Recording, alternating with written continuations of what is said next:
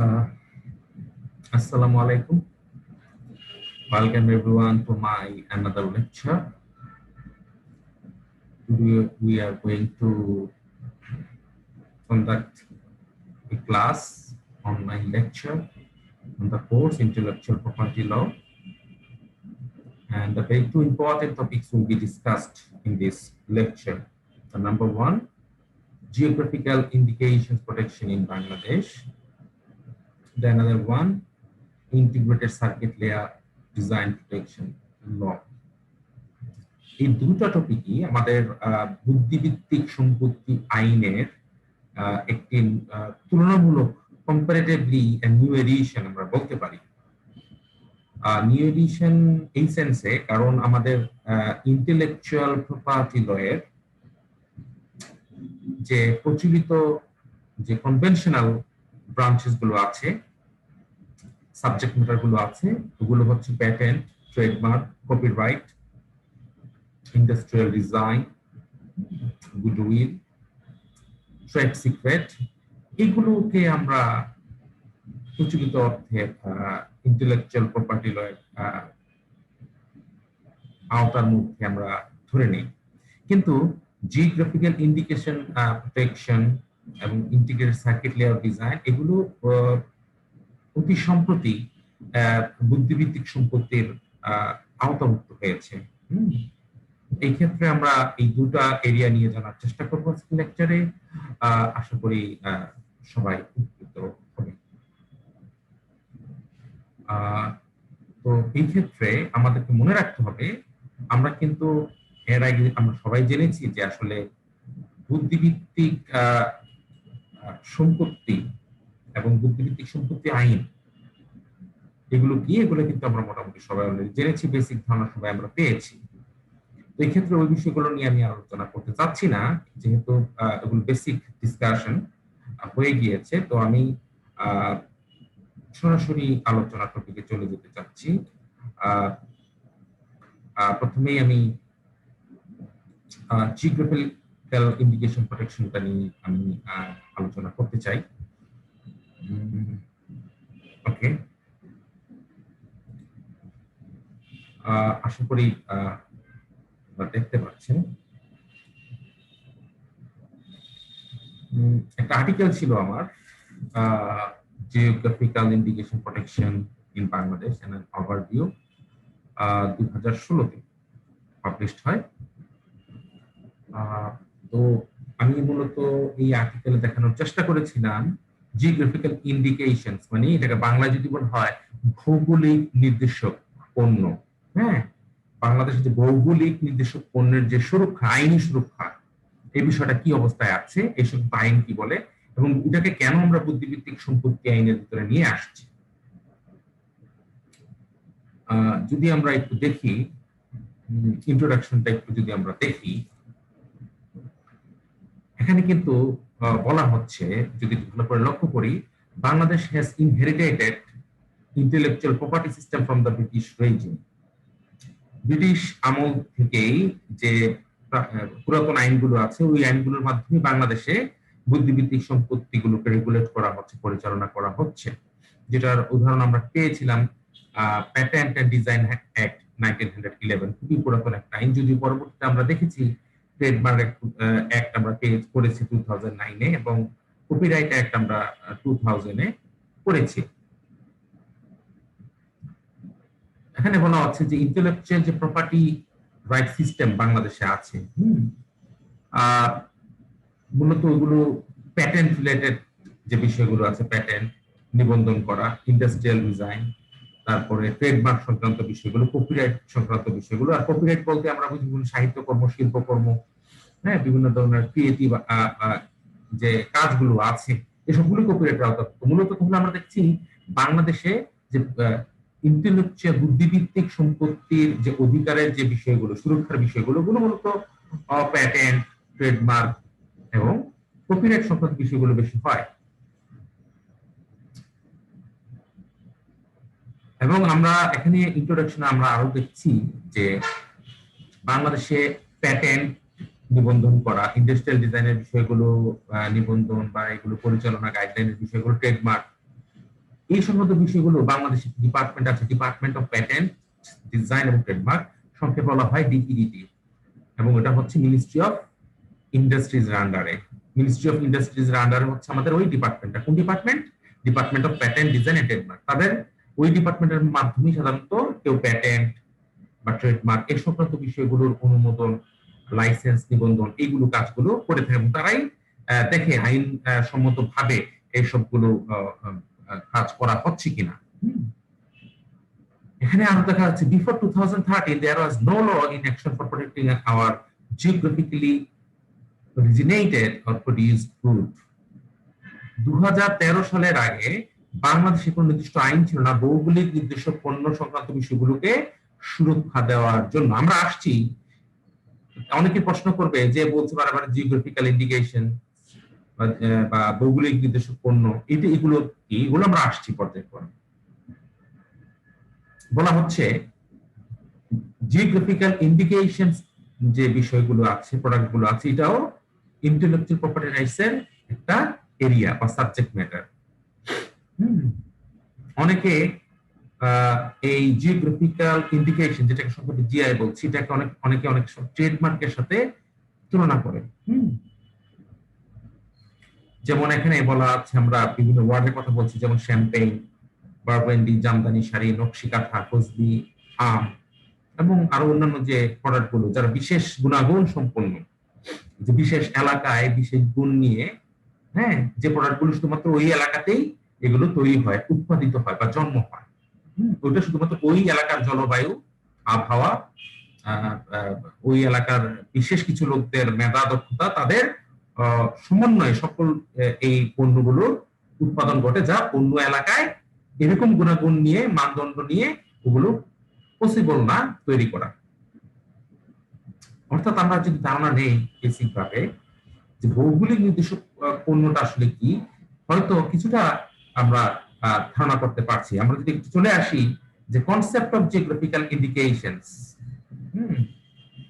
there is no universally accepted definition of geographical indications, but this description derived from international agreements best captures for the universal spirit of the concept। আসলে ভৌগোলিক নির্দেশকের এরকম সুনির্দিষ্ট সংজ্ঞা আমরা পাইনি, তারপরও বিভিন্ন আন্তর্জাতিক যে চুক্তি, কনভেনশন, এগ্রিমেন্ট গুলো আছে, ওগুলো অ্যানালাইসিস করে আমরা একটা সিদ্ধান্তে পৌঁছতে পারি যে কোনগুলোকে আমরা জিওগ্রাফিক ইন্ডিকেশনস বলবো। এখানে বলছে এই geographical indication identifies a good, একটি পণ্য, as originating in a delimited territory or region where a noted quality, reputation or other characteristics of the good is essentially attributable to its geographical origin and or the human or natural factors there। অর্থাৎ ভৌগোলিক একটি পণ্যকে তখনই ভৌগোলিক নির্দেশক পণ্য বলা যায় যখন ওই পণ্যটি শুধুমাত্র একটা নির্দিষ্ট এলাকাতেই ওটার সৃষ্টি হয়, ওটা উৎপাদিত হয়, তৈরি করা হয়, এবং ওটার সাথে সংশ্লিষ্ট যারা উৎপাদনের সাথে জড়িত আছে তাদের নিজস্ব মেধা, তাদের শ্রমের মাধ্যমেই ওই পণ্যটা সৃষ্টি হয়। এই পণ্যটা অন্য জলবায়ু, আবহাওয়া বা অন্য এলাকার শ্রমিকদের বা উৎপাদনের সাথে প্রক্রিয়ার সাথে যারা জড়িত, তারা এই মানদণ্ডের মতো করে ওই পণ্য তৈরি করতে পারবে না, বা ওখানে এটার উৎপাদনও হবে না। অর্থাৎ যে এলাকায়, নির্দিষ্ট এলাকায় যে জলবায়ুর মধ্যে যে উৎপাদন প্রক্রিয়ার যে বিশেষ কিছু বৈশিষ্ট্য আছে, শুধু ওই সামগ্রিক প্রক্রিয়ার মাধ্যমে যে পণ্যটির সৃষ্টি হয় বা উৎপাদন হয়, ওটাকে ওই এলাকার ভৌগোলিক নির্দেশক পণ্য বলা হয়। অর্থাৎ এক এক এলাকা এক এক পণ্যের জন্য বিখ্যাত হয়। আমরা যদি আমের কথা বলি, আমরা প্রায়শই রাজশাহীর কথা বলি। আম কিন্তু বিভিন্ন জায়গায় হতে পারে, বাংলাদেশ বিভিন্ন জায়গায় হতে পারে, হ্যাঁ। তো কিন্তু কোথায় ভালো আম পাওয়া যায়? রাজশাহীর জলবায়ু, আবহাওয়া বা তাদের যে উৎপাদন প্রক্রিয়ার যে সমন্বয় করা হয়, যে প্রসেসের মাধ্যমে, ওটা শুধুমাত্র ওই এলাকায় আমের মধ্যেই পাওয়া যাবে, হ্যাঁ। কিন্তু ওটা অন্য এলাকার আমের মধ্যে আমরা পাবো না। অর্থাৎ ওই আমটাকে আমরা রাজশাহীর একটা ভৌগোলিক নির্দেশক পণ্য বলতে পারি।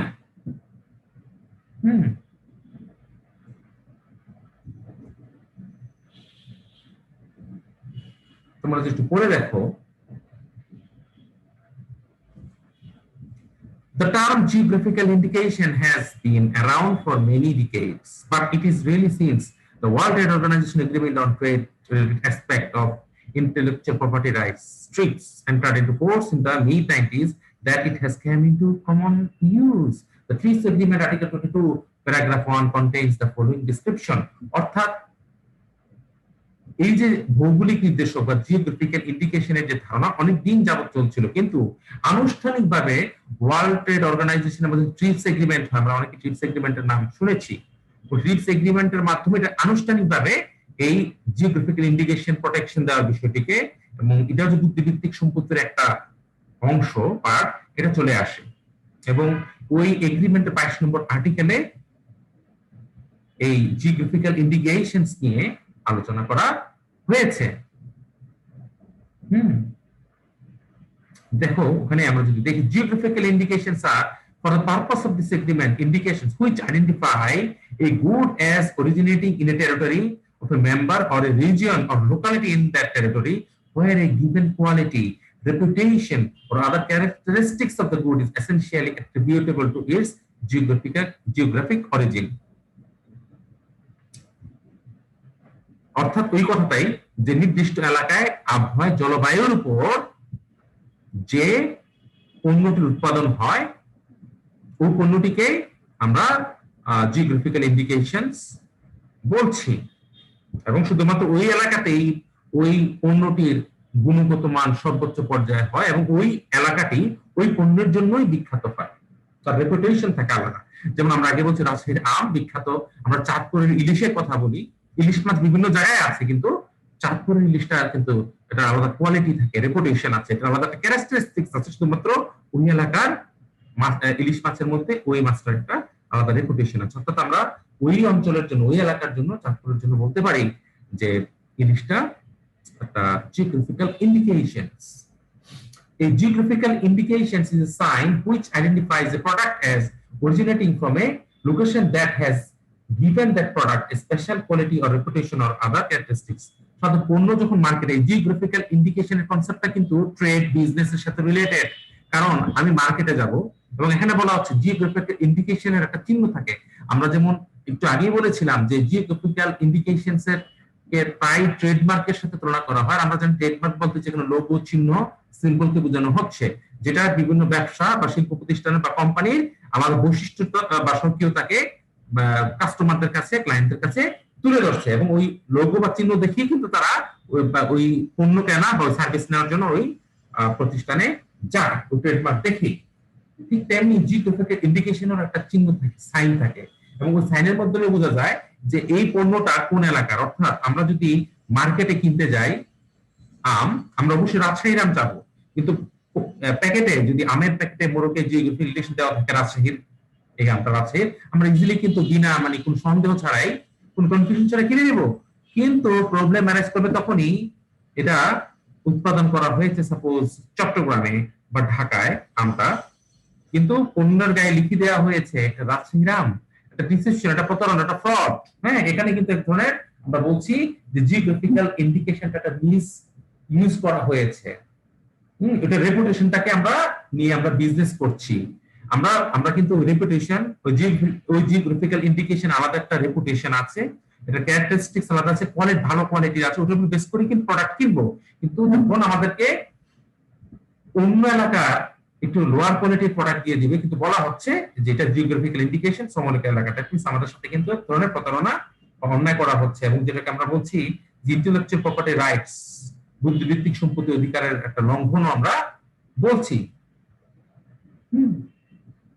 একমাত্র অধিকার শুধু আছে ওইটার উপর ওই এলাকায়, ওই এলাকায় শুধুমাত্র ওই পণ্যটার গুণগত মান, রেপুটেশন তারা ক্লেম করতে পারবে।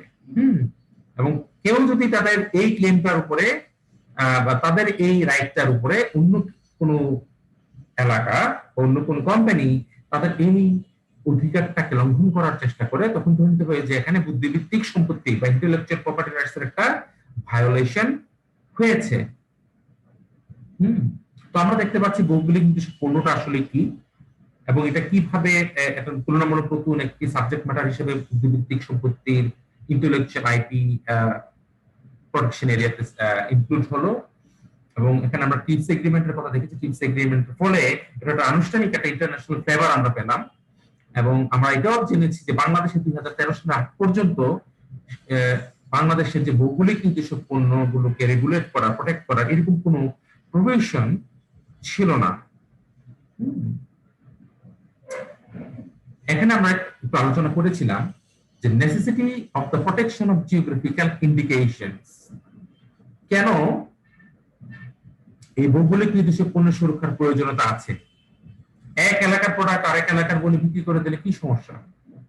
রাজশাহীর আম, আমরা ঢাকায় আম প্রডিউস করেছি, মানুষের কাছে সেল করে দেবো, এটা রাজশাহীর আম বলে কি প্রবলেম আছে? একটু আমরা যদি দেখি, জিওগ্রাফিক্যাল ইন্ডিকেশনস আর understood by consumers to denote the origin and quality of products. আসলে ভৌগোলিক নির্দেশকের যে বিষয়টি আছে, এটি সাধারণত যে যারা কনজিউমার বা কাস্টমার, হ্যাঁ, ভোক্তা, তাদের উপরই কিন্তু নির্ভর করে। কারণ ভোক্তারা কিন্তু ভালো কোয়ালিটির এবং ওই যে পণ্যটি যে এলাকায় ভালো প্রডিউস হয় ওটি কিন্তু চায় সবসময়। তারা যেহেতু টাকা দিয়ে কোন প্রোডাক্ট কিনবে, তারা বেস্ট প্রোডাক্টের কোয়ালিটির কিন্তু কিনতে চায়। এর জন্য কিন্তু তারা অনেক সময় জিওগ্রাফিক্যাল ইন্ডিকেশনস এর উপর নির্ভরশীল হয়। Many of them have acquired valuable reputations which, if not adequately protected, may be misrepresented by commercial operators. বলা হচ্ছে যে পণ্যগুলো, যে গুডস বা প্রোডাক্টগুলো যে এলাকায় ভালো জন্মে, বিখ্যাত যে এলাকার জন্য যে প্রোডাক্টগুলো বিখ্যাত, ওগুলোকে যদি আমরা প্রোটেকশন বা সুরক্ষা না দেই আইনগত ভাবে, তাহলে এগুলো একটা মিস রিপ্রেজেন্টেশন হতে পারে। ভোক্তাদের সাথে এটাকে ভুলভাবে উপস্থাপন করা হতে পারে। এই ক্ষেত্রে বলছি এই যে যারা ভোক্তা বা কনজিউমার, তাদের সাথে প্রতারণা হতে পারে। False use of geographical indications by authorized parties, for example, Darjeeling for tea that was not grown in the tea gardens of Darjeeling, is detrimental to consumers and legitimate producers. বলা হচ্ছে দার্জিলিং এর চা বিখ্যাত, কিন্তু যে সব চা দার্জিলিং এ হয় না, বাইরের চা, ওটাকে মানুষের কাছে সেল করা হচ্ছে দার্জিলিং এর চা বলে। এটা কিন্তু এক ধরনের কনজিউমারদের সাথে প্রতারণা করা হচ্ছে এবং তারা কিন্তু বঞ্চিত হচ্ছে সে দার্জিলিং এর চাটার পেছনে তারা যে খরচ করতে রাজি ছিল, তারা যে ধরনের সার্ভিসটা তারা নিতে চেয়েছিল প্রোডাক্ট, ওটা থেকে তারা বঞ্চিত হয়েছে এই আনঅথরাইজড একটা ইউজ মানে অ্যাক্টিভিটিস এর ফলে। এক্ষেত্রে ডিসিভ করা, প্রতারণা করা, এই বিষয়গুলো একটা ঘটতে পারে যদি জিওগ্রাফিক্যাল ইন্ডিকেশন না হয়। সেক্ষেত্রে কনজিউমারদের সাথে, ভোক্তাদের সাথে এক ধরনের প্রতারণা ঘটতে পারে। তারপরে এটা একটা বিষয় আটা হতে পারে যে এখানে এনকারেজ করা হবে না, যে এলাকায় যে পণ্যগুলো ভালো জন্মে সেগুলোকে এনকারেজ করা হবে না এবং ওই জিনিসগুলো আর ভালো করে প্রডিউস হবে না। আমরা যদি রাজশাহীর আমকে ওইভাবে আমরা রিওয়ার্ডেড না করি, তাদেরকে অ্যাপ্রিশিয়েট না করি, ওখানে কিন্তু দেখা যাবে ভালো বা গুণগত মানের আমগুলো মানে প্রডিউস করা কমে গিয়েছে। অর্থাৎ যাতে ভালো কোয়ালিটির প্রোডাক্ট গুলো আর বেশি বেশি করে প্রডিউস হয়, এই ক্ষেত্রে জিওগ্রাফিক্যাল ইন্ডিকেশন গুলোর একটা প্রোটেকশন দেওয়া দরকার। কারণ তারা কিন্তু এতে উৎসাহিত হবে যারা এই গুডস বা প্রোডাক্ট গুলোর ইন্ডাস্ট্রিয়াল প্রোডাকশনের সাথে জড়িত। এই ক্ষেত্রে আমরা বলতে পারছি যে এখানে একটা ব্যবসায়িক একটা বিষয় জড়িত আছে এই জিওগ্রাফিক্যাল ইন্ডিকেশনের সাথে। সেই ক্ষেত্রে ভোক্তাদের অধিকার, তারপর যে ফ্রডুলেন্ট বা ডিসিভ করা, কনজিউমারদের ডিসিভ করা হয় বা ফ্রডুলেন্ট অ্যাক্টিভিটিস এর মাধ্যমে, এই জিনিসগুলো প্রিভেন্ট করা হয় জিওগ্রাফিক্যাল ইন্ডিকেশনের মাধ্যমে। হ্যাঁ, এবং বাংলাদেশে বা কোন দেশের যে প্রোডাক্ট গুলো আছে ওটা কিন্তু জিওগ্রাফিক্যাল ইন্ডিকেশনের মাধ্যমে শুধু দেশ না, দেশের বাইরেও কিন্তু একটা রেপুটেশন এটা ছড়িয়ে পড়ে। হ্যাঁ, তো এটাও একটা দেশের রেপুটেশন যাতে ড্যামেজ না হয়, ক্ষতি না হয়, ওটার জন্য জিওগ্রাফিক্যাল ইন্ডিকেশনসটা প্রপারলি প্রোটেকশনের দরকার আছে। আমরা এখানে সংক্ষেপে আলোচনা করেছিলাম যে difference between geographical indication and a trademark. এখানে আমরা বলেছিলাম a trademark is a sign used by a company to distinguish its goods and service from those produced by others. অর্থাৎ ট্রেডমার্ক হচ্ছে একটি চিহ্ন বা লোগো যা একটি কোম্পানি তাদের উৎপাদিত পণ্যগুলো অন্য কোম্পানি থেকে তাদের কোম্পানিকে আলাদা করে, অর্থাৎ যে চিহ্নের মাধ্যমে কোন কোম্পানি সমগোত্রীয় পণ্য উৎপাদনের ক্ষেত্রে অন্য কোম্পানি থেকে তাদের সক্রিয়তাকে আলাদাভাবে মানে ক্লায়েন্টদের কাছে তুলে ধরে, ওই চিহ্নটাকে আমরা বলছি ট্রেড মার্ক। অর্থাৎ ধরে নাও জুতা অনেক কোম্পানি প্রডিউস করে বানায়, কিন্তু বাটা কোম্পানির প্রতি সবার একটা আস্থা আছে, রেপুটেশন আছে। তো বাটার লোগোটা দেখিয়ে কিন্তু দূর থেকে বুঝতে পারি এটা বাটা, অরিজিনাল বাটা কিনা। অনেক কোম্পানি তো জুতা প্রডিউস করে, তারা তাদের বাটা কোম্পানির লোগোটা দিয়ে জনগণকে আস্থা বুঝিয়েছে যে এখানে বাটার জুতো সেল করা হয়। It gives the owner the right to prevent others from using the trademark. আমরা জানি যে বাটার জুতো খুবই ফেমাস, হ্যাঁ, এবং এটা খুব ভালো চলে, জনগণের আস্থা আছে। এখন কেউ যদি এই চিহ্নটাকে এদিক সেদিক করে বাটার মতো করে একটা লোগো বানিয়ে তাদের নিজস্ব জুতা সেল করা শুরু করে, এটা কিন্তু এক ধরনের প্রতারণা হবে। কারণ মানুষ কিন্তু মনে করবে বাটা, সে হয়তো লিখে দিয়েছে রাটা। যে বাটার যে চিহ্নটা লাল কালারের যে ডিজাইন দিয়ে বাটার লোগোটা করা হয়েছে, তারা হয়তো জনগণকে বোঝানোর জন্য বোঝাচ্ছে, প্রথম দেখায় যেন মনে হয় বাটা, আসলে বাটা না। ওই বিটাকে এরকম করে ডিজাইন লিখেছে যে রাটা, আর এটিএ, আর অরিজিনাল বাটা বিএটিএ। এই ক্ষেত্রে অন্য কোম্পানি কি করলো, ওই বাটার যে রেপুটেশনটা, ওটা তারা তাদের ব্যবসায়িক মুনাফা লাভের জন্য তার চিহ্নটাকে একটু ম্যানিপুলেশন করে জনগণের সাথে রিসিভ করলো, প্রতারণা করলো। আর জনগণ কিন্তু প্রথম থেকে ওই রাটাকেই বাটা মনে করে নিয়ে গিয়ে ওই প্রোডাক্ট কিনে নিয়ে আসবে। এরকম প্রায়ই আমাদের চারিদিকে আমরা দেখি। যেমন নোকিয়ার ক্ষেত্রে নকলা, প্রথম মানুষ মনে করে নকলা কি নোকিয়া, আইটাকে এল করে এদিকে একটু ম্যানিপুলেশন করে থাকে। তো এগুলো হচ্ছে trademark. Geographical indication guarantees to consumer that a product was produced in a certain place and has certain characteristics that are due to that place of production. অন্যদিকে জিওগ্রাফিক্যাল ইন্ডিকেশন, ভৌগোলিক নির্দিষ্ট পণ্যের যে চিহ্নটা থাকে, ওই চিহ্নের মাধ্যমে কনজিউমারকে আশ্বস্ত করা হয় তিনি যে এলাকার যে পণ্যটা চাচ্ছেন, এই পণ্যটা সেই এলাকায় প্রডিউস করা হয়েছে, এবং এই চিহ্নের মাধ্যমে বোঝানো হচ্ছে ওই এলাকার যে পণ্যের যে নির্দিষ্ট ভালো গুণাগুণ এই প্রোডাক্টের মধ্যে ওটা আছে। অর্থাৎ জনগণকে আশ্বস্ত করতেছে এই জিওগ্রাফিক্যাল ইন্ডিকেশন বা ভৌগোলিক নির্দিষ্ট পণ্যের যে চিহ্নটা আছে। এইটা হচ্ছে মূল পার্থক্যটা আমরা বলতে পারি। এই ক্ষেত্রে আমরা যদি একটু দেখি, ইন্টারন্যাশনালি আমরা আগেই বলেছি ট্রিপস এগ্রিমেন্টের মাধ্যমে, সর্বপ্রথম একটা আন্তর্জাতিক চুক্তির মাধ্যমে বিশ্বের বিভিন্ন রাষ্ট্রগুলোকে এই জিওগ্রাফিক্যাল ইন্ডিকেশনটাকে প্রোটেকশন দেওয়া, প্রমোট করার বিষয়গুলো উঠে নিয়ে আসা হয়, যার পরিপ্রেক্ষিতে বিভিন্ন রাষ্ট্র বিভিন্ন সময় তাদের দেশের ভৌগোলিক নির্দিষ্ট পণ্য বা জিওগ্রাফিক্যাল ইন্ডিকেশন গুলোকে প্রটেক্ট করার জন্য তাদের মতো করে তারা ডোমেস্টিকলি আইন, দেশের মধ্যে আইন তারা তৈরি করেছিল। এখানে আমরা ওই ইন্টারন্যাশনাল যে বিভিন্ন ধরনের ট্রিপস এগ্রিমেন্ট প্রভিশন গুলো আমরা এখানে আলোচনা আমরা করেছি।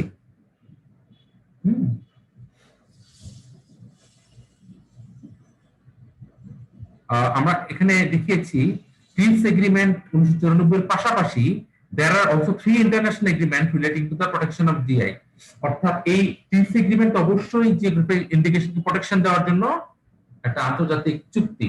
এর বাইরেও আর 3টা চুক্তি আছে আন্তর্জাতিকভাবে, যেগুলো জিওগ্রাফিক্যাল ইন্ডিকেশনের সাথে রিলেটেড, প্রোটেকশনের সাথে রিলেটেড। যেমন এক নম্বরে বলছি আমরা Paris convention for the protection of industrial property, 2 নম্বরে বলছি the Madrid agreement for the repression of false or deceptive indications of source on goods, 3 নম্বরে বলছি the Lisbon agreement for the protection of appellations of origin and their international registration। 3টা যে international আইন, আন্তর্জাতিক আইন বা চুক্তি এগ্রিমেন্ট, এগুলো সবগুলোতেই কোনো না কোনো ভাবে ওই ভৌগোলিক নির্দিষ্ট পণ্যগুলোর বিষয়গুলোকে, সুরক্ষা দেওয়ার বিষয়গুলো কোনো না কোনো ভাবে চলে এসেছে। এগুলো আমরা যদি ভাষায় একটু স্টাডি করি আইনটা পড়ে, তাহলে আমরা বুঝতে পারবো যেটা কিভাবে এখানে এই জিনিসগুলো চলে এসছে। এখানে মূলত বিভিন্ন আর্টিকেল গুলো আমরা আলোচনা করেছি, ট্রিপস এগ্রিমেন্ট এবং অন্যান্য যে এগ্রিমেন্টের, যেগুলো জিওগ্রাফিক্যাল ইন্ডিকেশনের সাথে রিলেটেড। তারপরে আমরা এখানে নাম দিয়ে দিয়েছি কয়টা ইন্টারন্যাশনাল ট্রিটিস জিওগ্রাফিক্যাল ইন্ডিকেশনের সাথে রিলেটেড,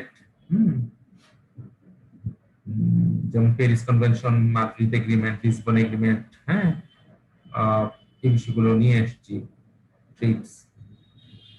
তারপর মূল যে বিষয়টা আমরা হাইলাইট করছি, existing legal provisions regarding protection of geographical indications in বাংলাদেশে ভৌগোলিক নির্দেশক যে পণ্য রয়েছে তার কি অবস্থায় আছে। Bangladesh has a considerable number of products handicraft which can be registered under geographic indication. Bangladesh বিভিন্ন ধরনের হস্তশিল্প, বিভিন্ন ধরনের পণ্য উৎপাদন হয় যেগুলো শুধুমাত্র বাংলাদেশের বিভিন্ন এলাকার নিজস্ব পণ্য, যেগুলো শুধুমাত্র ওই এলাকাতেই পণ্যগুলোর তৈরি হয়, যেগুলো বিশ্বের অন্য কোথাও আর তৈরি করা সম্ভব না। তো এগুলো একমাত্র বাংলাদেশের সম্পদ এবং ওগুলোকে আমরা বলছি যে ভৌগোলিক নির্দিষ্ট পণ্য হিসেবে আমরা বিবেচনা করতে পারি। এই ক্ষেত্রে আমরা যদি এখানে আমরা ফজলি আম, ল্যাংড়া আমের কথা, নকশি কাঁথার কথা বলেছি, ফরিদপুরের, ঢাকায় জামদানির কথা বলেছি, দিনাজপুরের কাঠারি বোবের কথা বলেছি, চাঁদপুরের ইলিশের কথা বলেছি, সরাইলের কুকুরের কথা বলেছি, সুন্দরবনের মধুর কথা বলেছি, হ্যাঁ, আনারসের কথা বলেছি, হ্যাঁ, তারপর আমাদের সিলেটের চা হতে পারে। আমরা বলছি there is enough official evidence to prove these as product of Bangladesh. For instance, Bangladesh has been exporting Jamdani sarees to India for many years. It indicates that the property right of Jamdani sarees belongs to Bangladesh. None of the country's special products is protected under geographical indication as yet due to the absence of geographical indication law in Bangladesh. বাংলাদেশে 2013 সালের আগে কোনো আইন ছিল না, তো এই ক্ষেত্রে একটা রিস্ক ছিল যে বাংলাদেশের পণ্যগুলোকে অন্য দেশ বা আমাদের পার্শ্ববর্তী কোনো দেশ যদি তাদের নিজস্ব পণ্য হিসেবে নিবন্ধন করে ফেলে, সেক্ষেত্রে কিন্তু বাংলাদেশ বঞ্চিত হতে পারে। আর এই ক্ষেত্রে বাংলাদেশ কিন্তু ট্রিপস এগ্রিমেন্টের একটি সদস্য রাষ্ট্র এবং বাংলাদেশ ওই ট্রিপস এগ্রিমেন্টকে সম্মান জানিয়ে অন্য আইনকে সম্মান জানিয়ে 2013 সালে একটা আইন তৈরি করে, যে আইনের নাম দ্য জিওগ্রাফিক্যাল ইন্ডিকেশনস অ্যাক্ট 2013। এবং ওই আইনটার মাধ্যমেই যত ধরনের প্রতিবন্ধকতা ছিল এর আগে ভৌগোলিক নির্দিষ্ট পণ্যগুলোকে সুরক্ষা দেওয়ার ক্ষেত্রে, এটা আসে সেগুলো দূর করে দেয়। বাংলাদেশের কিছু ভৌগোলিক নির্দিষ্ট পণ্য ভারত অলরেডি তাদের দামে নিবন্ধন করেছে, যেমন জামদানি শাড়ি, নকশি কাঁথা, ফজলি আম, বলা হচ্ছে তাদের পণ্য এগুলো। কিন্তু আসলে কিন্তু আমরা যদি ভারতের ওই পণ্যগুলোর সাথে বাংলাদেশের পণ্যগুলো কম্পেয়ার করি, আসলে দেখা যাবে যে আমাদের যে পণ্যগুলো আছে, যে তারা ফজলি আম বা নকশি কাঁথা, আমাদেরটা অথেন্টিক, আমাদেরটাই জেনুইন। হ্যাঁ, তো অবশ্যই যখন এটা মার্কেটে যাবে আমাদের প্রোডাক্টটার প্রতি কিন্তু জনগণের বা কনজিউমারদের আস্থাটা থাকবে। Among the three products, only Fozli Am has a double heritage, both Bangladesh and India. এই কথাগুলো বলা হয়েছে। বাংলাদেশের কিছু পণ্য হাতছাড়া হয়েছে, কিন্তু এতে আসলে বাংলাদেশে আতঙ্কিত হওয়ার কিছু নেই, কারণ বাংলাদেশ চাইলে বাংলাদেশের পণ্যগুলোকে তাদের দেশের নামে তারা এগুলো করতে পারে। তো ক্লায়েন্টদের উপর ডিপেন্ড করে, কনজিউমারদের উপর, তারা আসলে কোন অরিজিনের প্রোডাক্টটাকে তারা গ্রহণ করবে। যে বাংলাদেশ গভর্নমেন্ট আইনটা করেছিল, এগুলো নিয়ে একটা আলোচনা আমরা করেছি। তোমরা 2013 সালের আইনটা একটু স্টাডি করে নিবে, ওয়েবসাইট সার্চ করলেই জিওগ্রাফিক ইন্ডিকেশনস অ্যাক্ট 2013 তোমরা পেয়ে যাবা, এবং ওখানে তোমার আইনের বিভিন্ন প্রভিশন গুলো কিন্তু দেখতে পারবে।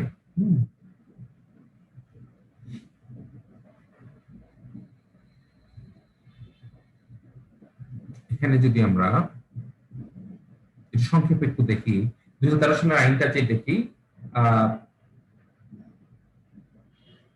10টি অধ্যায় আছে, টোটাল 46টি ধারা আছে, এবং এই আইনের 2 ধারায় জিওগ্রাফিক্যাল ইন্ডিকেশনের সংজ্ঞা দেওয়া হয়েছে, এবং এই আইনের 5 ধারায় বলা হয়েছে register of the office of DPDT will be the register of the office of GI goods and he or she shall execute all activities regarding GI matters. Bangladesh আগে বলেছি department of patent design trademark আছে, ওই ডিপার্টমেন্টের যিনি registrar আছেন উনি মূলত ভৌগোলিক নির্দিষ্ট পণ্যগুলো নিবন্ধনের যাবতীয় ব্যবস্থা গ্রহণ করবেন। কেউ যদি তার এলাকার পণ্যগুলোকে জিআই হিসেবে নিবন্ধন করতে চায়, ওই ডিপার্টমেন্টে গিয়ে ওই পণ্যটাকে নিবন্ধন করতে হবে, এবং নিবন্ধন আবেদন করলেই তো সাথে সাথে দিয়ে দেবে না, ওই ডিপিডিটি যে ডিপার্টমেন্টটা আছে, কনসার্ন ডিপার্টমেন্ট, তারা সকল কিছু বিবেচনা করে অ্যাসেস করার পরে একটা চূড়ান্ত সিদ্ধান্ত পরবর্তীতে দিবে। এই আইনের 16 ধারায় বলা হয়েছে terms of registration of GI shall be 5 years. একটা ভৌগোলিক নির্দিষ্ট পণ্যের মেয়াদ 5 বছরের কথা বলা হয়েছে নিবন্ধনের মেয়াদ। বলা হচ্ছে GI rights are not transferable but after the death of the first owner his or her legal representatives shall get the ownership of that GI which stated under section 19 of the act। অর্থাৎ এই যে অধিকারটা দেওয়া হয়, যে এলাকায় যে পণ্যটার একটা ভৌগোলিক নির্দিষ্ট পণ্য হিসেবে নিবন্ধন হয়ে গেল, এটা তো একটা ওনার থাকবে। হ্যাঁ, অর্থাৎ আমি আমার একটা পণ্য জিআই হিসেবে নিতে চাই, এটা ওনার আমি, ক্রিয়েটর আমি। তো এটা বলা হচ্ছে যে আমি আমার এই অধিকারটা কাউকে ট্রান্সফার বা হস্তান্তর করে দিতে পারবো না। কিন্তু আমার মৃত্যুর পর আমার যারা লিগেল উত্তরাধিকারে যারা আছে তারা এটার মালিকানা পেয়ে যাবে। এই আইনের 19 ধারা তাই বলছে। If there are any problems exist regarding GI issues, then register of the office of GI shall mitigate the issue because section 25 the act provides specific process। অর্থাৎ এই মালিকানা নিয়ে, এই ভৌগোলিক নির্দিষ্ট পণ্য নিয়ে যে কোনো ধরনের সমস্যা, বিবাদ, বিরোধ তৈরি হয়ে গেল বিভিন্ন পক্ষের মধ্যে, সেই ক্ষেত্রে এটা এই বিরোধটা মীমাংসা করার জন্য ব্যবস্থা নেবেন ওই রেজিস্ট্রার, ডিপার্টমেন্ট অফ ডিপিডিটি। উনি সকল পক্ষকে নিয়ে বসে ওটা মীমাংসা করার চেষ্টা করবেন, যেখানে এই রেজিস্ট্রারকে এই সংক্রান্ত বিষয়ে 25 ধারায়, আইনে 25 ধারায় একটা ক্ষমতা দেওয়া হয়েছে। আবার এই প্রভিশনে বলা হয়েছে 27 ধারায় কেউ যদি ওই রেজিস্ট্রারের সিদ্ধান্তের কারণে সংক্ষুব্ধ হয় বা মনে করে যে রেজিস্ট্রার, এই ডিপার্টমেন্টের রেজিস্ট্রার ভালো কোনো সিদ্ধান্ত দেয়নি, সে এই রেজিস্ট্রারের সিদ্ধান্তের বিরুদ্ধে আপিল সরকারের কাছে আবার আপিল করতে পারে। হ্যাঁ, ওই রেজিস্ট্রার যেদিন সিদ্ধান্ত দিবেন, ওই সিদ্ধান্ত দেওয়ার পরবর্তী 60 দিনের মধ্যে সরকারের কাছে এই রেজিস্ট্রারের সিদ্ধান্তের বিরুদ্ধে আপিল করতে হবে। এবং এই আইনের 29 ধারায় আরো বলছে কেউ যদি false use of registered GI, হ্যাঁ, যদি কেউ, আমি এরকম একটা প্রোডাক্ট ইউজ করি যেটা মোড়কে বা প্যাকেটে লেখা আছে যে রেজিস্টার্ড জিআই, আসলে কিন্তু এটা নিবন্ধন করা না, ফলস, কনজিউমারদেরকে মিথ্যা তথ্য দিচ্ছি। হ্যাঁ, এখানে বলা হচ্ছে সর্বনিম্ন 6 মাসের এবং সর্বোচ্চ 3 বছরের কারাদণ্ডের বিধান রাখা হয়েছে, অথবা 50,000 টাকার জরিমানা করা হয়েছে সর্বনিম্ন, এবং সর্বোচ্চ 2 লাখ টাকা পর্যন্ত। হ্যাঁ, fraud use of similar GI, অর্থাৎ এখানে যদি প্রথমটা শাস্তি ছিল যে সে দেখাবে যে নিবন্ধন করা, রেজিস্টার অফিসে নিবন্ধন করা জিআই, কিন্তু ওটা শাস্তি ছিল ওটা। কেউ যদি ফ্রড, ভুল মিথ্যা দেয় যে এটা রাজশাহী রাম, এটা আসলে রাজশাহী রাম না, ঢাকা রাম, এরকম fraud uses of similar GI অফায়ার অ্যাটলিস্ট, সেখানে বলা হচ্ছে সর্বনিম্ন 6 মাস এবং সর্বোচ্চ 3 বছরের কারাদণ্ড, এবং এই ক্ষেত্রেও বলা হচ্ছে সর্বনিম্ন 50,000 টাকা জরিমানা বা সর্বোচ্চ 2 লাখ টাকার জরিমানা বা উভয় দণ্ডিত হতে পারে। এখানে আরো বলা হয়েছে কেউ যদি false GI production goods produce করে, ট্রান্সপোর্ট করে, মার্কেটিং করে, তাদের ক্ষেত্রেও শাস্তিগুলো হবে। এবং এই জিওগ্রাফিক্যাল ইন্ডিকেশন প্রোডাকশনের বিষয়গুলো, ভৌগোলিক পণ্যের বিষয়গুলো আমাদের দেশের আইনে বলেছে প্রথম শ্রেণীর জুডিশিয়াল ম্যাজিস্ট্রেট আদালতের মাধ্যমে বিচার করতে হবে। বিচারিক প্রক্রিয়ার সময় আমাদের সিআরপিসি 1898 অনুযায়ী প্রক্রিয়া অনুসরণ করে বিচারিক প্রক্রিয়া সম্পূর্ণ করতে হবে। এবং এখানে বেলেবল অফেন্স হিসাবে এটাকে ধরা হয়েছে, মানে কি জামিনযোগ্য অপরাধ, কেউ যদি অ্যারেস্ট হয় সে অবশ্যই জামিনের আবেদন করলে জামিন পেতে পারে। আমরা কিছু ইস্যুস পেয়েছি। বাংলাদেশে এই ভৌগোলিক নির্দিষ্ট পণ্যের কনসেপ্ট তুলনামূলক নতুন, এবং 2013 সালের আগে এরকম কোনো আইন ছিল না। এবং দেখা গেছে যেহেতু দেরিতে বাংলাদেশে আইন হয়েছে, এই কারণে বাংলাদেশ অনেক অধিকার হারিয়েছে, তাদের অনেক ট্রেডিশনাল প্রোডাক্টের অধিকার হারিয়েছে। যেমন আমরা বলেছি ভারত অলরেডি বাংলাদেশের জামদানি এবং কিছু আমের জিওগ্রাফিক ইন্ডিকেশন তাদের নামে তারা নিবন্ধন করে নিয়েছে, এটা কিছু রাইটস তাদের খর্ব হয়েছে।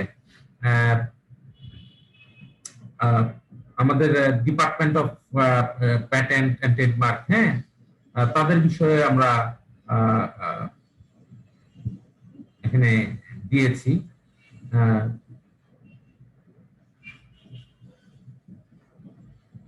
এখানে আমরা জামদানি, নকশিকাঁথা, রাজশাহী সিল্ক, বিভিন্ন মিষ্টি, হ্যাঁ, আর যেগুলো আছে বাংলাদেশে অনেক পণ্য আছে যেগুলো বাংলাদেশের নিজস্ব জিওগ্রাফিক ইন্ডিকেশন হতে পারে, কিন্তু এই আইনটা যেহেতু অনেক দেরিতে হয়েছে, এই কারণে আমরা ওই পণ্যগুলোকে ওইভাবে সুরক্ষা দিতে পারিনি, এবং আমরা কিন্তু যা ইকোনমিক বেনিফিট থেকেও বঞ্চিত হয়েছে, এবং ওই প্রোডাক্ট গুলোর সাথে রিলেটেড, যারা বিজনেসের সাথে রিলেটেড, উৎপাদনের সাথে, তারাও কিন্তু বঞ্চিত হয়েছে তাদের কাঙ্ক্ষিত সেই ইকোনমিক যে সোশ্যাল প্রোগ্রেস বা গেইন থেকে তারা বঞ্চিত হয়েছে, ডিপ্রাইভ হয়েছে। হুম আমাদের বলছি যে আমাদের রেজিস্টার যে আছে, জিআই অফিসের যে রেজিস্টার, তাকে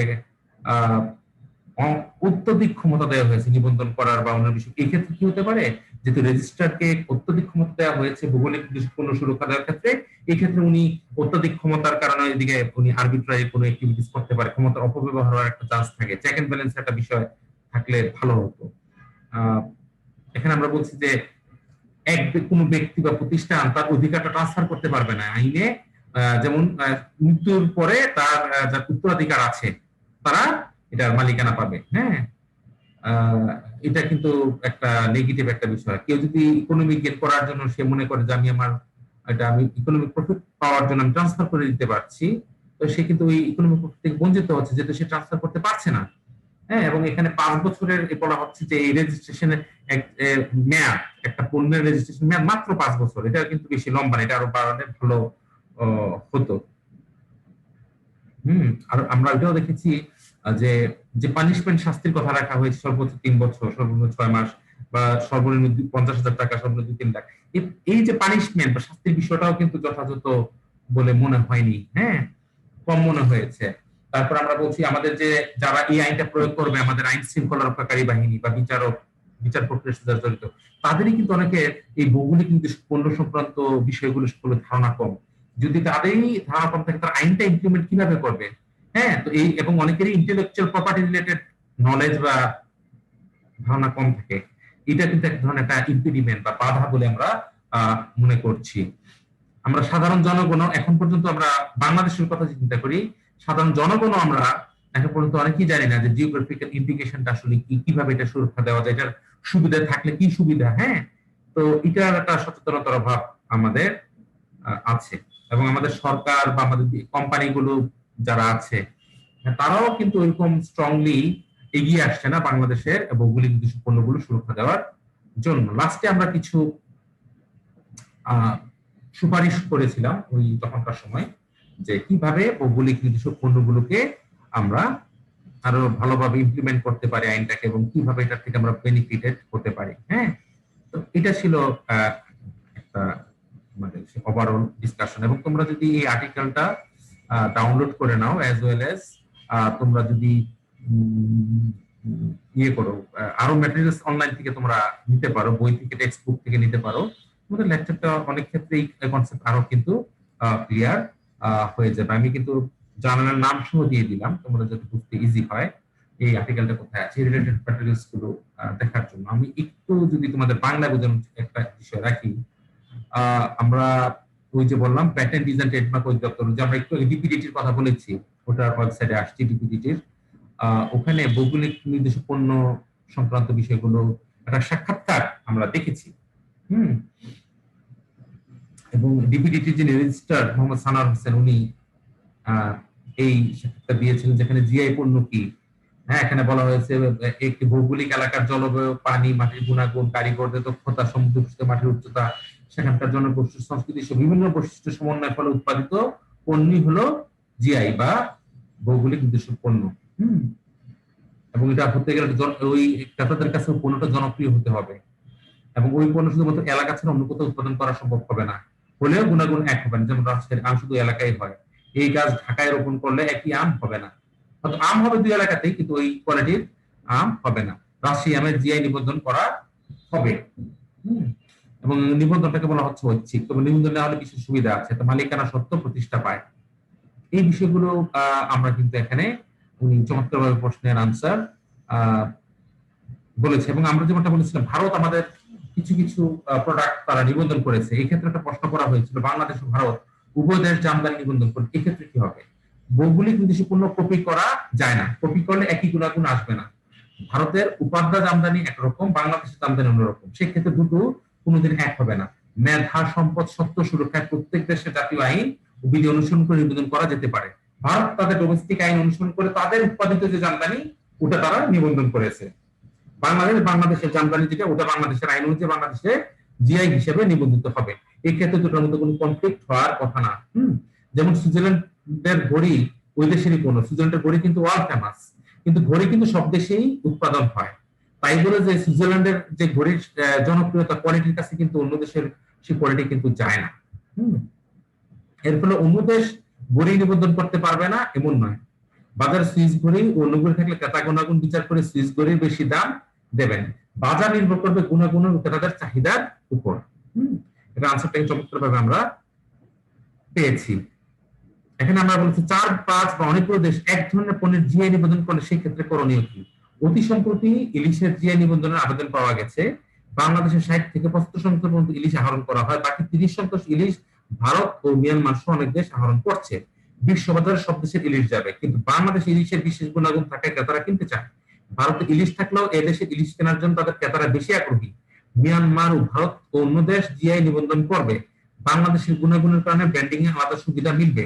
এদেশের আম ও ইলিশ সহ বিভিন্ন ঐতিহ্যবাহী কোনো ব্র্যান্ডিং বা নাম ছাড়া রপ্তানি হয়, এই কারণে ভালো ক্রেতাদের কাছে পৌঁছায় না এবং ভালো দামও মেলে না। এর জন্য পণ্য শনাক্তকরণ চিহ্ন থাকতে হবে, অর্থাৎ একটা পণ্যের উপর 4-5টা দেশ তাদের ভৌগোলিক নির্দিষ্ট পণ্য দিতে পারে, কিন্তু যারা আসল ক্রেতা তারা কিন্তু জানে কোন এলাকার পণ্যটা ভালো। যদি আমরা ব্র্যান্ডিং করতে পারি যে আমাদের এই পণ্যগুলো বাংলাদেশের পণ্য, তখন কিন্তু ক্রেতারা জানবে যে বাংলাদেশি পণ্যটা ভালো জন্য, তখন কিন্তু ভালো দাম পাওয়া যাবে। কিন্তু দুঃখের বিষয় আমরা ওইভাবে ব্র্যান্ডিং করতে পারছি না, পণ্যের মোড়কে ওই লাগাতে পারছি না যে এই পণ্যটা অমুক এলাকা। এখানে একটা প্রশ্ন ছিল, কোন আন্তর্জাতিক আইনে জিআই নিবন্ধন করা যায় কি?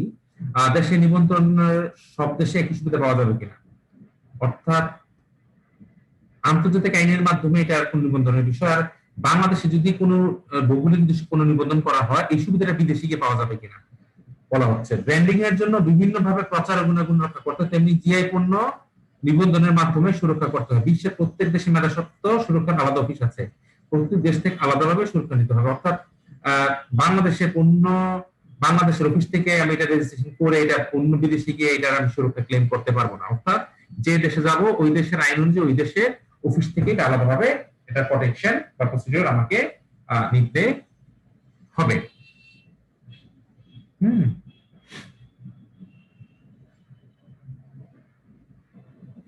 এখানে এই আলোচনায় আমরা দেখলাম যে বাংলাদেশের নিচের যে কোশ্চেনে যে বাংলাদেশের প্রত্যেক জেলায় দুই একটি ভৌগোলিক পণ্য রয়েছে, এক এক জেলা এক এক উপজেলা এক একটা প্রোডাক্টের জন্য বিখ্যাত। এবং এখানে রাজশাহীর আম, দিনাজপুরের কাটারি চাল, লিচু, ঠাকুরগাঁয়ের সূর্যপুরী আম, রংপুরের হাড়িভাঙ্গা আম, শতরঞ্জি, বগুড়ার দই, পাবনার মিষ্টি, কুমিল্লার রসমালাই, মৌলভীবাজারের আগর, মেহেরপুরের সাবিত্রী, চুয়াডাঙ্গার ব্ল্যাক বেঙ্গল ছাগল, যশোরের খেজুর গুড়, খুলনা বাগেরহাটের চিংড়ি, হালদার রুই, কক্সবাজার কুয়াকাটা শুটকি মাছ, আর রাঙ্গামাটির হস্তশিল্প, বরিশালের আমরা প্রভৃতি বিভিন্ন অঞ্চলে ঐতিহ্যপূর্ণ রয়েছে। এসব পণ্যের জিআই নিবন্ধন হতে পারে। আমরা একটা ধারণা পেয়েছি, ভৌগোলিক নির্দিষ্ট পণ্যের একটা ধারণা পেয়েছি। এখন আমরা আমাদের আজকে দ্বিতীয় টপিকে আমরা চলে যাই। দ্বিতীয় টপিকটা আমাদের ছিল integrated circuit layout design protection law. এটাও একটা আমার আর্টিকেল, এটাও একটা আর্টিকেল। এই আর্টিকেলটি পাবলিশ হয়েছিল, আমি যদি একটু সবার কাছে দেখাই, বিল্ড যে ল জার্নাল, লিগ্যাল ডেভেলপমেন্ট ল জার্নাল, ভলিউম 2, ইস্যু 2, 2017 সালে। ওটা ওই জার্নালে এই লেখাটা, এই আর্টিকেলটা আসে। এই ক্ষেত্রে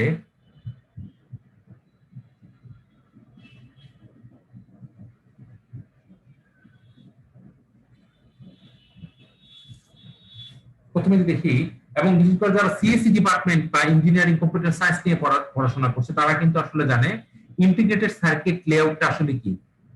বিভিন্ন চিপ তৈরি করা হয়, বিভিন্ন প্রত্যেকটা মেশিনের মধ্যে মোবাইল, টেলিভিশন, কম্পিউটারে মাইক্রো প্রসেসর থাকে, তাদের কিছু চিপ থাকে, চিপ ইউজ করে ওই প্রোডাক্টটা তৈরি করা হয়। মূলত ওই সার্কিট লেআউটের উপরে, ডিজাইনের উপর বেস করে কিন্তু ওই প্রোডাক্টের অ্যাক্টিভিটিস, ক্যারেক্টারিস্টিক্স, তাদের ফাংশনিং, সকল কিছু কিন্তু নির্ভর করে। অর্থাৎ এক এক কোম্পানির এক এক প্রোডাক্টের সার্কিট ডিজাইন আলাদা আলাদা হয়। যেমন আমরা যদি বলি মোবাইল উৎপাদন করে থাকে বিভিন্ন company, Apple, Samsung, Nokia, Huawei, এইভাবে করে, কিন্তু সবার গুলোর ডিজাইন কি একরকম?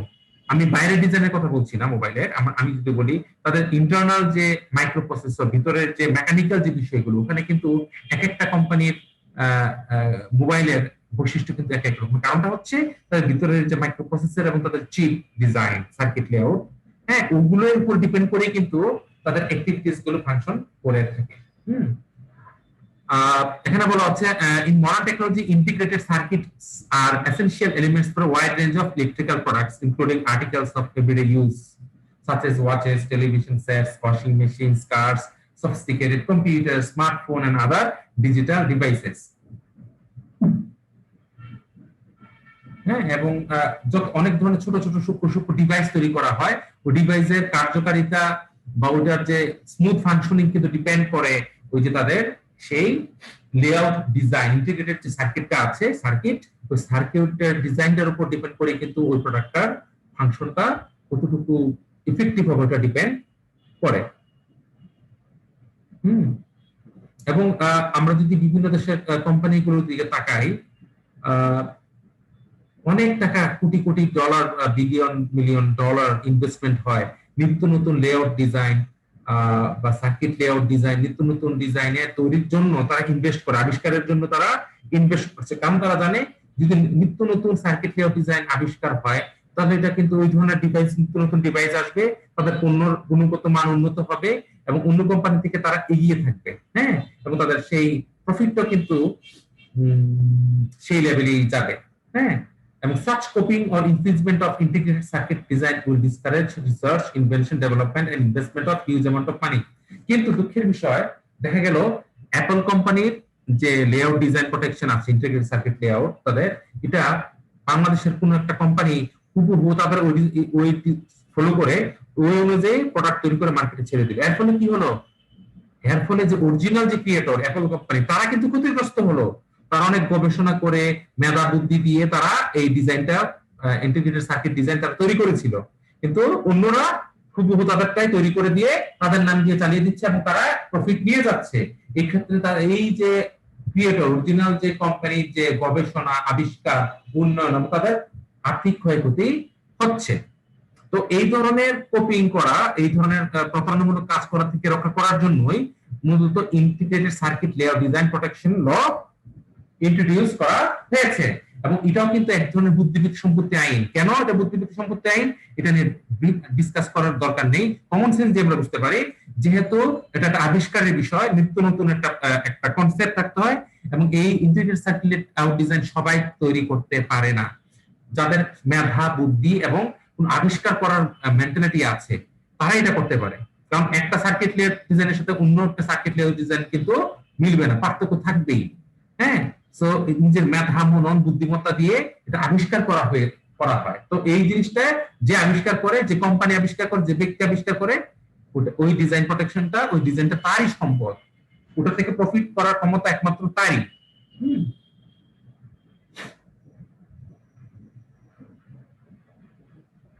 এই যে ইন্টিগ্রেটেড সার্কিট বলতে চিপ, ইলেকট্রিক ডিভাইসের কথা বলা হচ্ছে, যেখানে incorporates individual electronic component with single integrated platform of semiconductor material, typically silicon, configured so as a platform of complex electronic function. কি থাকবে একটা সার্কিট ডিজাইনে, ওই এলিমেন্ট গুলো কিন্তু এখানে আমরা আলোচনা করেছি। মাইক্রোপ্রসেসর এবং মেমোরিজ, এই সবগুলো সমন্বয়ে ইন্টিগ্রেটেড সার্কিট তৈরি হচ্ছে। এই যে ইন্টিগ্রেটেড সার্কিট লেআউট ডিজাইনের একটা চিহ্ন, তোমরা যারা ইঞ্জিনিয়ারিং পড়ছো, কম্পিউটার সায়েন্স নিয়ে স্টাডি করছো, তাদের কিন্তু জিনিসটা আরো বুঝতে ইজি হবে। এটা দেখো প্রত্যেকটা ডিভাইসের ভিতরে এরকম সার্কিট থাকে। সার্কিট তৈরি করা তোমরা অনেক হয়তো করতে পারো, এক এক কোম্পানির এক এক প্রোডাক্টসের কিন্তু এক এক রকম হয়। এই জিনিসটা কিন্তু আবিষ্কারের বিষয়, সবাই পারবে না। হ্যাঁ, এটা ক্রিয়েটিভিটি থাকতে হয় জিনিসগুলো তৈরি করার জন্য। এবং কেন ইম্পর্টেন্স আছে প্রোটেকশন, লেআউট ডিজাইন প্রোটেকশনের কেন গুরুত্ব দিতে হবে, এখানে যদি আমরা একটু দেখি, the layout design of integrated circuits are creations of human thinking, যেটা আগে বলেছি। Entrepreneurs invest huge amount of money, time and energy producing new layout design. Crore crore টাকা ইনভেস্টররা এখানে ইনভেস্ট করে, যাতে মানুষ যারা নিজের মেধা বুদ্ধি দিয়ে নিত্য নতুন সার্কিট তৈরি করতে পারে, লেআউট ডিজাইন তৈরি করতে পারে, এটার জন্য তার প্রচুর ইনভেস্ট করে। But a cheap infringer can easily replicate the layout design of a chip in few months without investing money, time energy. দেখা যাচ্ছে যেসব কোম্পানি কম টাকা বিনিয়োগ করে তারা তাদের কাজই হচ্ছে অন্যদের জিনিস নকল করে মার্কেটে সাপ্লাই দেওয়া।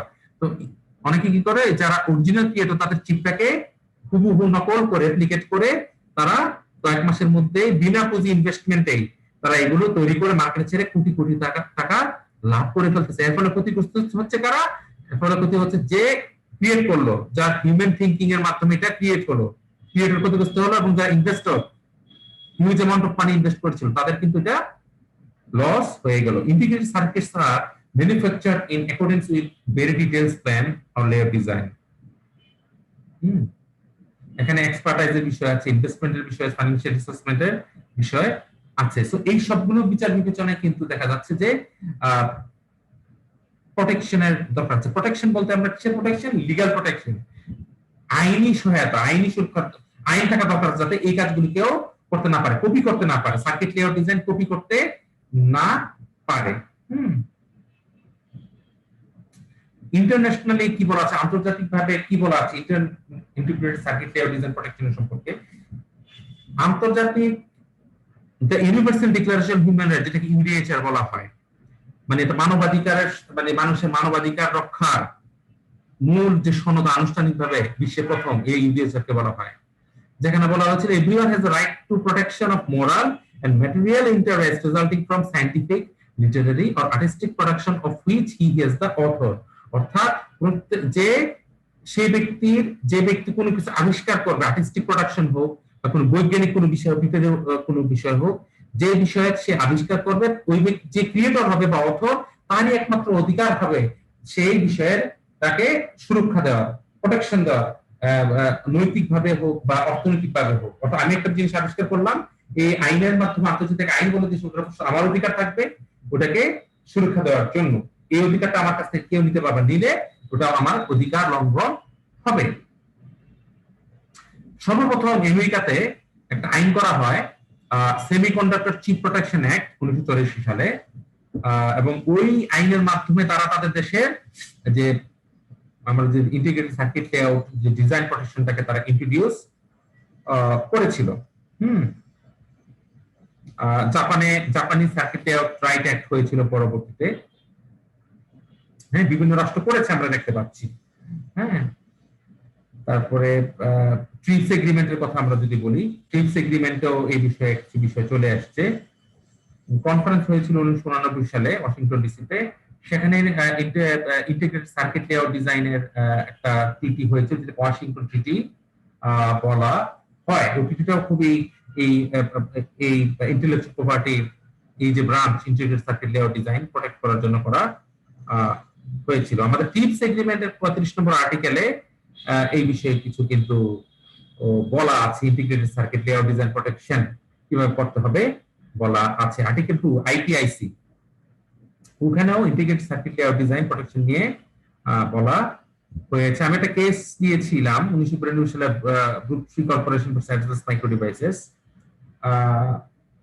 যেখানে একটা এক্সাম্পল হিসেবে আমি দেখিয়েছিলাম যে সার্কিট লেআউট ডিজাইন ইনফ্রিজমেন্ট বা ভায়োলেশন হলে কি করা যেতে পারে। আমরা পার্শ্ববর্তী দেশ ভারতের কথা যদি চিন্তা করি, India has ইনেক্টেড a special legislation on the semiconductor integrated circuit layout design act 2000 সালে একটা আইন তৈরি করেছে তাদের লেআউট ডিজাইন গুলোকে প্রোটেক্ট করার জন্য, এবং যে ট্রিপস এগ্রিমেন্টটা আছে ওগুলোকে রেসপেক্ট জানিয়ে ইন্ডিয়া কিন্তু অলরেডি সেই পথে তারা অনেক আগেই এগিয়ে গিয়েছে।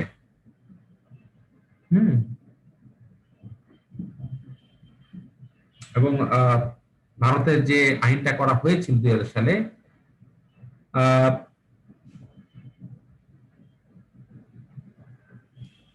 সেখানে বলা হয়েছিল যে semiconductor integrated circuit layout and design by registration for, কিভাবে ইন্টিগ্রেটেড লেআউট ডিজাইনকে নিবন্ধন করতে হবে, কিভাবে সুরক্ষা দিতে হবে, এই বিষয়গুলো এই আইনে উঠে আসছে। তারপরে এই আইনে বলা হচ্ছে যে কোন কোন লেআউট ডিজাইন প্রোটেকশন গুলো কি সুরক্ষা দিবে, সব ধরনের লেআউট ডিজাইন কি সুরক্ষা দিবে নাকি যেগুলো দেওয়া দরকার ওগুলো দিবে। হ্যাঁ, এখানে বলা হয়েছে যেগুলো অরিজিনাল লেআউট ডিজাইন না, ইন্টিগ্রেটেড সার্কিট লেআউট ডিজাইন না, হ্যাঁ, ওগুলোর বিষয়ে কি করা হবে।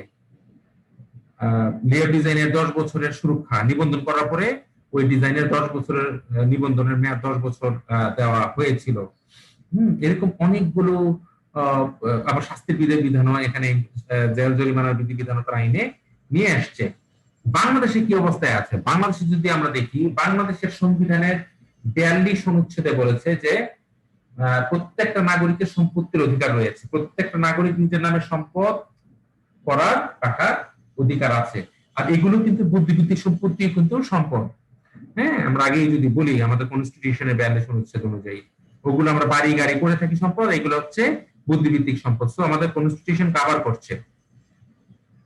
To support this proposition, it is better to argue that the concept property has been expanded by court to include practically all rights.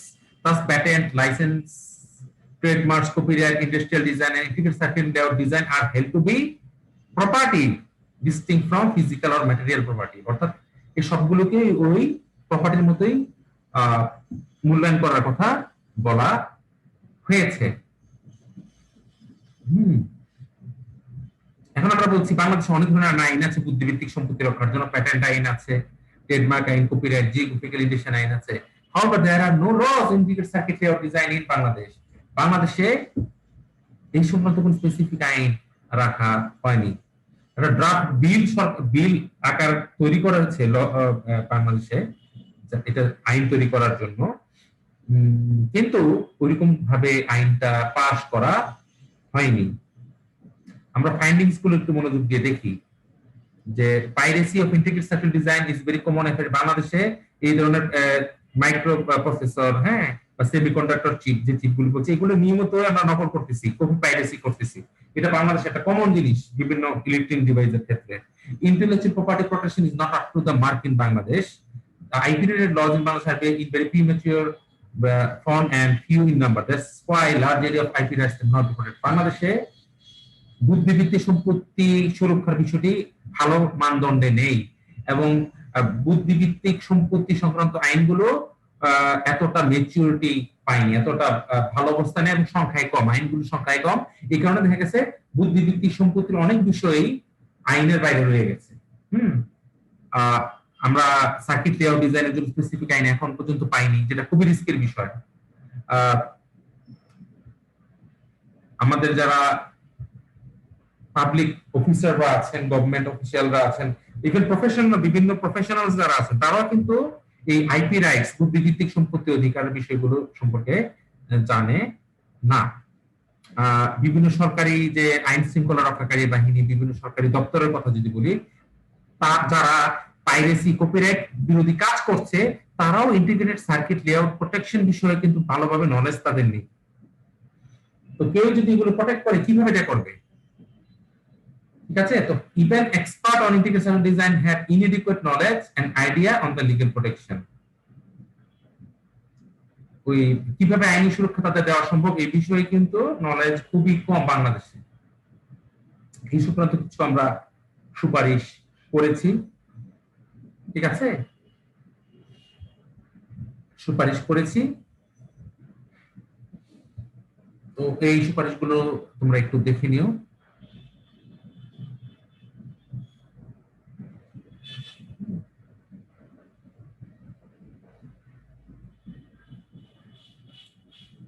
তো